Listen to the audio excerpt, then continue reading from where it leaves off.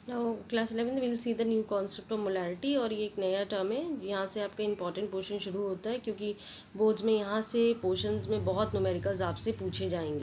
This concept will not only come in class 11 but it will come in class 12 also, so please be very specific when you are doing it. तो molarity को basically आपको ध्यान देना है कि capital M से relate करते हैं। इसकी यूनिट मैंने लिखी हुई है मोल पर लीटर या मोल लीटर -1 और कैपिटल एम। एक्चुअली जो सोल्यूशन यहाँ इसके मोलैरिटी के थ्रू आप बनाओगे उसको आप मोलर सोल्यूशन बोलोगे या एम सोल्यूशन बोलोगे। देखो सोल्यूशन तो यहाँ हर तरीके से बनाओगे, नॉर्मेलिटी के थ्रू, मोलैरिटी के थ्रू, मोलैलिटी के थ्रू। तो जब आप वो जैसा जैसा सोल्यूशन बनाओगे वैसा वैसा उसका नाम चलता जाएगा। यहाँ पे आपने मोलैरिटी के थ्रू आप कॉन्सेप्ट अप्लाई कर रहे हो, ठीक है, जो आप वॉल्यूमेट्रिक कैलकुलेशंस पढ़ रहे हैं ना अब हम लोग, तो इसमें ये एक टर्म आएगा मोलैरिटी, आप इसके थ्रू आप सोल्यूशन बनाओगे जो कि आप कहोगे उस तरह के सोल्यूशन को मोलर सोल्यूशन या एम सोल्यूशन। मोलैरिटी का बेसिकली फॉर्मूला जो होता है number of moles of the solute divided by volume of solution in litres. Actually होता क्या है कि जो आपका ये मोलैरिटी है इसका आप करते क्या हो कि आप number of moles of solute लेते हो और उसको 1 लीटर पानी में घोल के बना देते हो। तो वो सोल्यूशन जो बन के आएगा वो 1 लीटर ही का तो बनेगा। सॉल्यूट तो आपको अब देखना है। अब यहाँ नंबर ऑफ मोल्स की बात कर रहे हैं हम सॉल्यूट को, अभी तक हमने इसका वेट का जजमेंट नहीं करा है, ठीक है। इसकी डेफिनेशन भी है, डेफिनेशन एक्चुअली इसकी फिल इन द ब्लैंक्स में या उसमें कुछ उसमें आ जाती है कि कभी शायद मैच द टेबल्स में, लेकिन वैसे नहीं आती है इतनी, ठीक है। ऐसे नहीं आएगा कि write down the definition of molarity, ये चीज़ वो नहीं पूछेंगे आपसे। बस डेफिनेशन लिखी होगी, फिल इन द ब्लैंक्स में का टर्म बताना होगा आपको।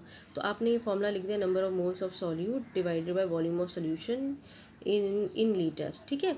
यानी जो सोल्यूशन बन रहा है वो लीटर्स में बन रहा है। तो आपने इसको कैपिटल एम लिखा, स्मॉल एन लिखा, नंबर ऑफ मोल्स के लिए आपको मालूम है कैपिटल वी लिखा, ठीक है।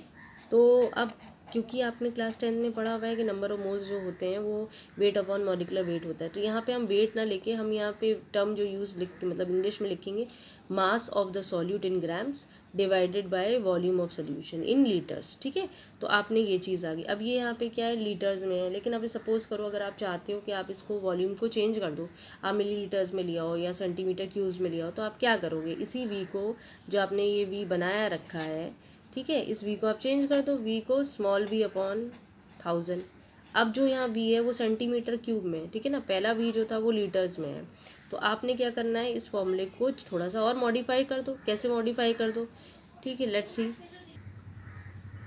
सो now this formula is clear too. ये फॉर्मूला में दिया रखा था, हमने इसको मॉडिफाई, जो हमने वैल्यू अपनी लिखी थी ना, v is equals to small V upon 1000, तो वही आपने लिखा है वी। अब इसको इधर लिखो 1000, तो इससे अच्छा ऊपर ले जाओ। ये फॉर्मूला ऐसा लिखा हो या इसकी चीज़ें चेंज हो, doesn't matter.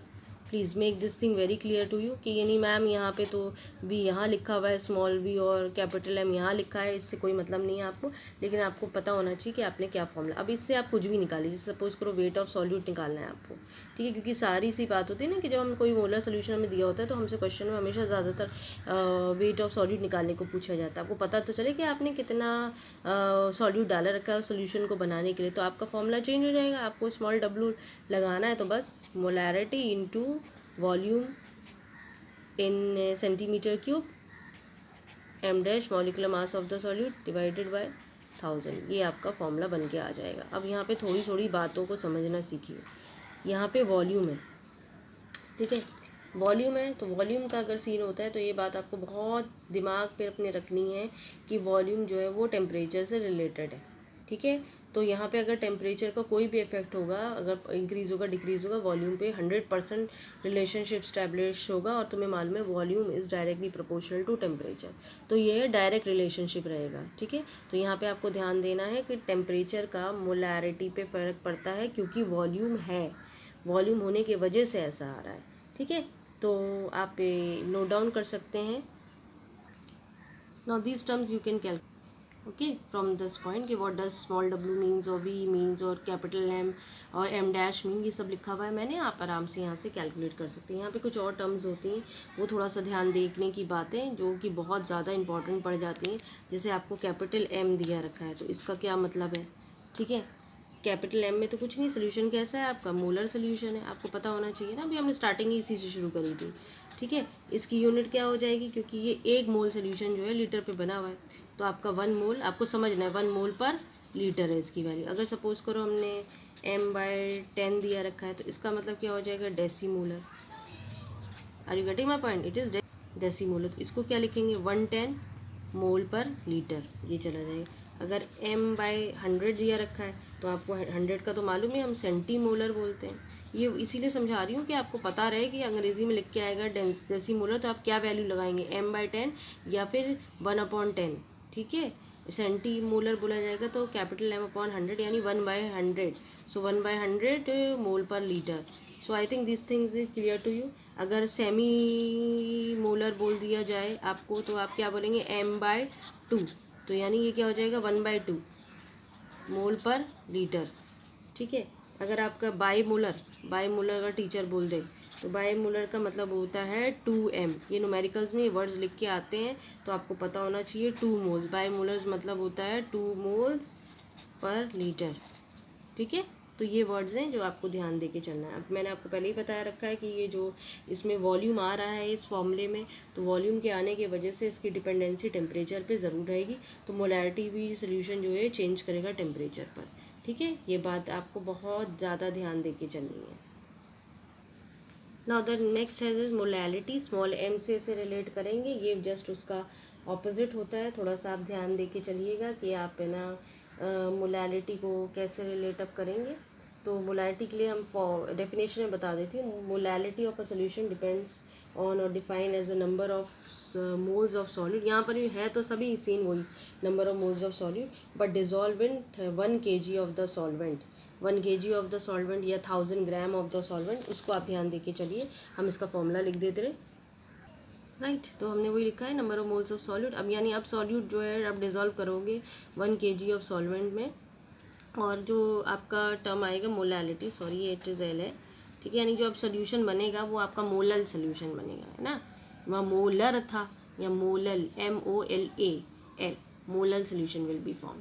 So that is very very important. So let focus on it कि how we can do it. तो ये फॉर्मूला है।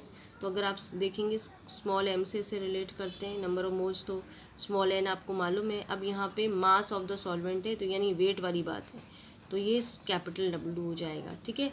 अब आपने क्लास 10th में, ये आपकी पहली क्वेश्चन रही, आपको नंबर ऑफ मोल्स मालूम है, मास of the solute divided bye molecular mass of the solute, ठीक है ना, ये मालूम है आपको, ठीक है। तो ये मास of the solute in grams होगा। आपको ये चीज़ें थोड़ी ध्यान दे के चलिए, यानी अब फॉर्मूला आपका बिल्कुल चेंज होने वाला है। अब आपने जो चेंज करा ये जो है ये आपका kg में चल रहा है, तो आपने ये लिखा। अब यहाँ पे ध्यान दे के चलिए क्या क्या दिया रखा है। आपको n की जगह क्या लगाना है, small w upon big W, ठीक है। और आपका जो मास ऑफ द सॉल्वेंट है वो भी आपका W से रिलेट कर रहा है, वही पहले तो आपने यही लिख दिया। अब यहाँ पे ध्यान दीजिए, ठीक है, ये चीज़ आपको समझ में आ रही है। तो आपने कैपिटल M ये W है, ये आपका वेट है, मास ऑफ द सॉल्यूट दिया रखा है, ग्राम्स में दिया रखा है, ये molecular mass of the solute है, ठीक है। और ये आपको मालूम था कि आपका मास ऑफ सॉल्वेंट है इन kg में, लेकिन ये kg में अब इसको अगर आपको इसको उसमें ग्राम्स में कन्वर्ट करना है तो ये वाली बात भी तो हमें पता होनी चाहिए ना। जो कैपिटल W है वो हमारा क्या हो जाएगा, स्मॉल w डिवाइडेड बाय 1000, जैसे वहाँ पे हमने स्मॉल v अपॉन 1000 लिखा था। ये जो वेट आएगा आपका या मास आएगा सॉल्यूट का, ये बेसिकली आपका ये सॉल्वेंट का जो आएगा वो आपका ग्राम हो जाएगा। तो अब देखिए यहाँ पे हमने स्मॉल w लिया रखा है, अब इसको भी स्मॉल w लिख दें तो ये तो बात ख़राब हो जाएगी, तो आप w डैश से लगा दीजिए। तो आपको m is equals to small w,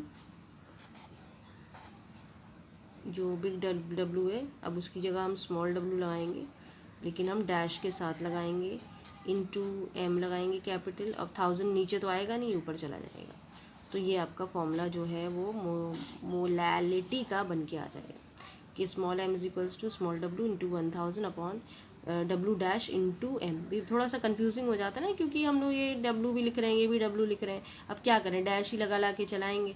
तो अब आपको जैसे वेट हो, जैसे वहाँ पे वेट ऑफ सॉल्यूट आपने निकाला था, तो यहाँ पे जो याद रखना है, ये जो वेट ऑफ आपका सॉल्वेंट आ रहा है ये ग्राम्स में हो जाएगा। आप kg में ले, भाई दो चीज़ें आप कैसे ले सकते हो, स्टार्टिंग से आप वेट में ग्राम्स को लेके चल रहे हो और नीचे आप kg को लेके चल रहे हो, तो दोनों को इक्वलेंट करना पड़ेगा, तभी तो आप न्यूमेरिकल को कर पाओगे, वैल्यूज़ को काट पाओगे। जब दो चीज़ों की यूनिट्स फ़र्क है, आप कैसे उन्हें काट लोगे, एक ग्राम में एक kg में, कुछ तो करना पड़ेगा। तो ऊपर वाले को चेंज करो, नीचे वाले को, तो ऊपर वाले का यहाँ कोई सीन नहीं है कि आप उसको kg में कन्वर्ट करें, आपको नीचे वाले को ही जो kg वाला है उसको आप ग्राम्स में कन्वर्ट करेंगे, वही हमने किया रखा है। तो आपके आपके पास ये फॉर्मूला हमने अभी, आप स्मॉल w आपको निकालना है तो आप आराम से इसमें निकाल सकते हैं। क्या हो जाएगा, molality into w dash into m upon 1000। अब मैं फिर वो बात कह रही हूँ, बुक्स में अलग अलग एब्रीवेशन दिए रहते हैं, लेकिन आप जो चीज़ अप्लाई कर रहे हो आपको पता होना चाहिए आप क्या अप्लाई करो। यहाँ पे अब मुझे लगता है कोई दिक्कत नहीं आनी चाहिए, जो पीछे था वहाँ से आप उतार सकते हैं। मास of the solute in grams, ठीक है, ये सब चीज़ें पुरानी है। मास of the solute in grams, molecular mass of the, ये आपका ऑफ द सॉल्यूट, राइट, ये आपका W जो हो जाएगा मास of the solvent in grams है आपका, ठीक है। तो ये आपका, ये आपको मोलैलिटी आपको मालूम है ऑफ द सोल्यूशन है, ठीक। तो ये चीज़ें आपको थोड़ा सा लेके चलना है कि आप क्या हैं क्या चीज़ नहीं। अब यहाँ पे देखिए कहीं पर भी आपको वॉल्यूम दिख रहा है नहीं, तो यहाँ पे आप टेम्परेचर बढ़ाओ या घटाओ, मोलैलिटी पे कोई असर नहीं पड़ना है, because it is independent from temperature. क्योंकि कहीं पर भी वॉल्यूम नहीं है, वॉल्यूम होता तो टेम्परेचर लगता है ना, क्योंकि वॉल्यूम को बात हमने देखी ना, volume is directly proportional to temperature. कुछ भी बोल दीजिए आप, temperature is directly proportional to volume, ये volume is directly proportional to temperature. अब यहाँ कहीं पर भी तुम्हें वॉल्यूम नहीं दिख रहा है, तो यानी ये जो पैरामीटर है आपका मोलैलिटी वाला, ये किससे इंडिपेंडेंट होगा, ये आपका टेम्परेचर से इंडिपेंडेंट। ये टेम्परेचर बढ़ाएं या घटाएं इससे कोई फ़र्क नहीं पड़ना है। यहाँ पर भी आपको बिल्कुल सेम थ्योरी अप्लाई करनी है। जैसे अगर टीचर आपको जो, क्योंकि ये स्मॉल m है, अगर स्मॉल m आपको वैल्यू लिखती है तो आपको पता होना चाहिए इसका मतलब होता है मोलल सोल्यूशन, ठीक है। ये थोड़ा सा आपको ध्यान देके चलना है कि, और यूनिट्स आप लिख सकते हैं, मोलल,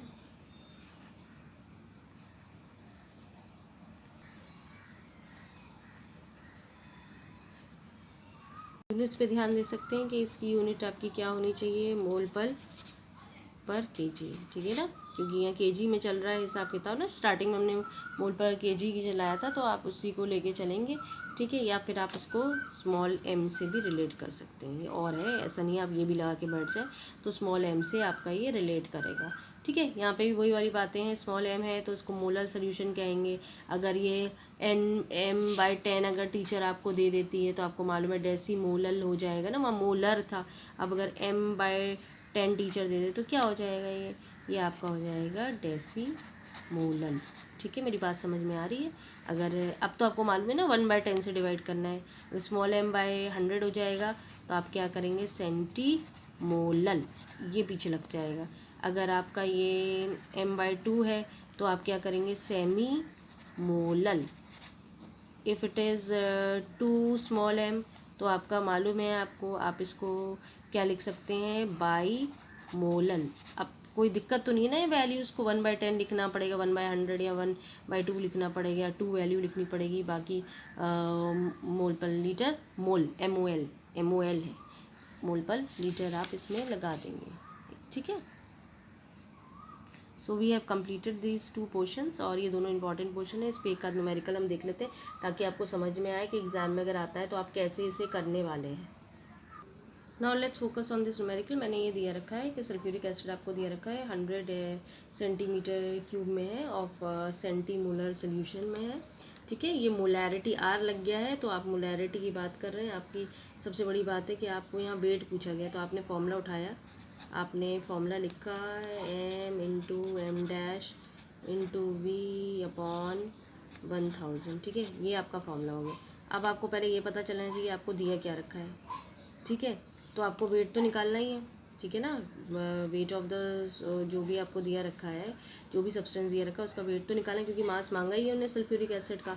मॉलिकुलर मास आप निकाल सकते हो आराम से, उसमें कोई इशू ऐसा है नहीं कि आप है ना मॉलिकुलर मास कैसे निकालोगे यहाँ पे m' में।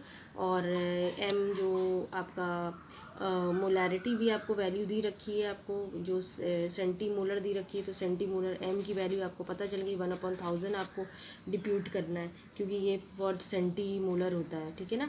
सेंटीमोलर के लिए आप यूज़ करते हो, तो आपको पीछे सीख के ही आए हो, ठीक है। मॉलिकुलर वेट आप कैलकुलेट इसको दिए ही रखे हैं आपको, आप यहाँ निकाल लोगे 98 आ जाएगा, ठीक है। अब आपके पास वॉल्यूम भी दिया रखा है, कोई प्रॉब्लम भी है, 100 दिया रखा है, सब कुछ तो दिया ही रखा है हमने उठा के। अब आपने क्या करना है इसमें, सिंपली एज दैट आपको अपनी वैल्यूज़ पुट कर देनी है। तो आपका m जो उनने दिया रखा है वो आपको 1/100 दिया रखा है, m' आपको 98 दिया रखा है, ठीक है। वॉल्यूम अपनी 100 दी रखी है, मल्टीप्लाई ये नीचे 1000 से आप डिवाइड कर दीजिए।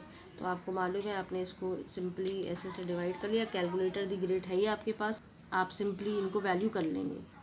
तो this thing is clear to you, ठीक है ना। अब यही अगर यहाँ पे तो मोलैरिटी का सीन था, मोलर सोल्यूशन लग जाएगा तो वॉल्यूम तो देंगे नहीं, वो जाहिर सी बात है वेट देंगे। वही चीज़ आपकी जो 100 इन सेंटीमीटर क्यूब दिए, हो सकता है यहाँ पे 100 आपको ग्राम्स दिया रखा हो, केजी की दिया रखा हो, तो आप उससे भी कर सकते हैं।